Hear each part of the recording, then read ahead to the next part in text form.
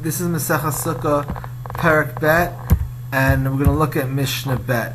Hasomech sukaso pikrai hamita kshera. The Mishnah says that you supported the sukkah with the bedposts. As you see in this illustration, that the bedposts are the walls of the sukkah, such that if you would move the bed, you'd be moving the whole sukkah. Rav Yehuda Omer,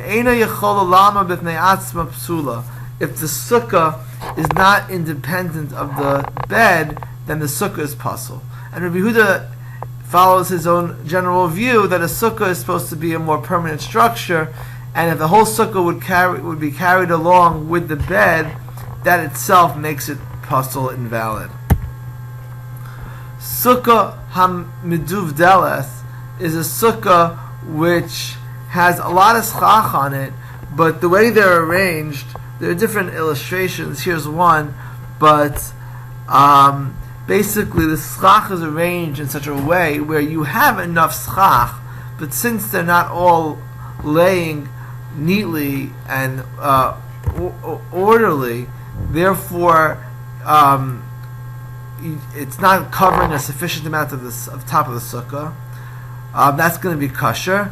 And also, shetzeilasa meruba mechamasa kshera. If the tzeil, if the shade is more than the sun, it's kosher. The shade being more than the sun is the way it's supposed to be. You're supposed to have more shade than sun. And what the Mishnah means is, even if it's has more sun than shade, but there would have been more shade had the schach been arranged more orderly, it's still kosher. If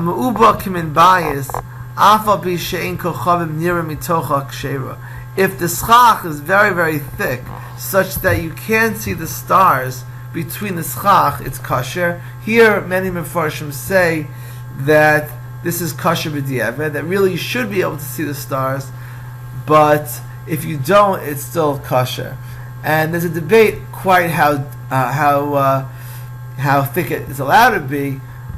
Some say that there has to be that water could get through, otherwise it's pasul. But in the Mishnah, what it simply says is that if you can't see the stars, it is still fundamentally kosher.